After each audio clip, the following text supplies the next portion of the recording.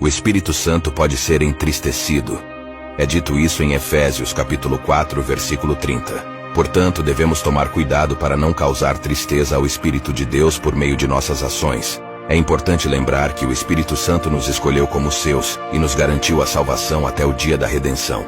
Embora o Espírito Santo seja uma pessoa, isso não significa que ele seja humano, mas sim que ele possui uma natureza pessoal. Ele tem mente, vontade e emoções. Se o Espírito Santo nos ama o suficiente para se entristecer com nossa desobediência, isso significa que ele também nos ama o suficiente para se alegrar com nossa obediência. Ele é sensível aos nossos atos e omissões, e nossas ações podem afetar profundamente como ele se sente. Portanto, é possível entristecer o Espírito Santo de Deus, o que pode partir seu coração com o que fazemos ou deixamos de fazer.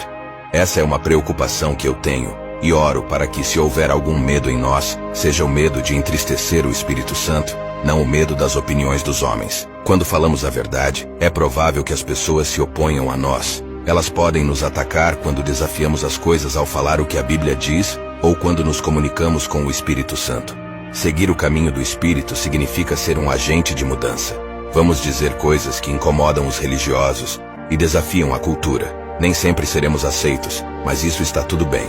Quando decidimos abraçar o caminho de Cristo, também abraçamos a cruz. Muitas vezes, isso significa enfrentar perseguição por permanecer na verdade, andar em seu poder e amar a Deus simplesmente. Ao declarar o Evangelho, podemos esperar ser perseguidos. No entanto, não devemos temer, pois as opiniões dos homens não podem nos prejudicar no final das contas. Estamos seguros nas mãos de Deus, e não devemos temer os poderes demoníacos. É importante estar vigilante, mas não cair na paranoia. Reconhecemos os ataques do inimigo, e somos conscientes de suas artimanhas. Estamos envolvidos em uma batalha espiritual, e não devemos ignorar essa realidade. No entanto, não estou sugerindo que sejamos apáticos em relação ao poder das trevas, ao diabo e aos demônios. A Bíblia nos adverte sobre o inimigo que ronda como um leão, buscando a quem devorar. No entanto, há uma grande diferença entre estar vigilante e ser paranoico. Portanto, sim, devemos estar atentos à guerra espiritual, mas não devemos temer os demônios. Aquele que está em nós é maior do que aquele que está no mundo. O Espírito Santo é mais poderoso do que qualquer espírito que possa existir. Não há espírito mais poderoso do que o Espírito Santo.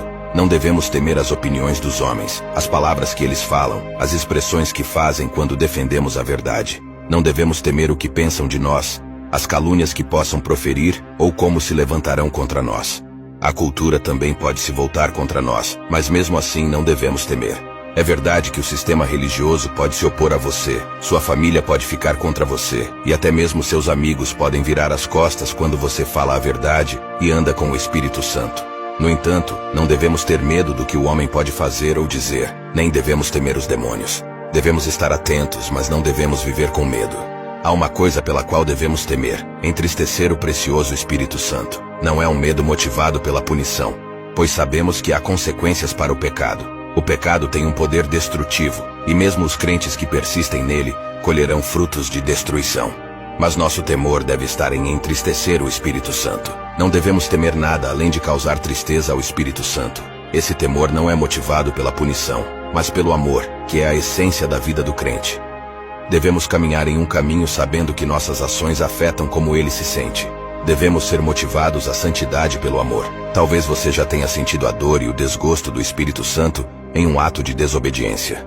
Eu sei que em minha própria vida, houve momentos em que pensei, disse, ou fiz algo, ou até mesmo deixei de fazer algo, que entristeceu profundamente o precioso Espírito Santo. Eu pude sentir a mudança na atmosfera ao meu redor, a perda da beleza da sua presença, a glória que antes repousava em minha vida, a alegria, a paz, a união e a comunhão perfeita. Foi como se essa atmosfera se agitasse e meu coração se partisse.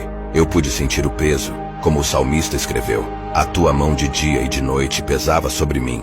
Salmo 32, 4. Essa dor do Espírito Santo é algo que não desejo experimentar novamente. Não quero entristecê-lo, pois sua presença é tão preciosa e vital para mim. Meu único temor é entristecer o precioso Espírito Santo. Não quero quebrar o coração dele.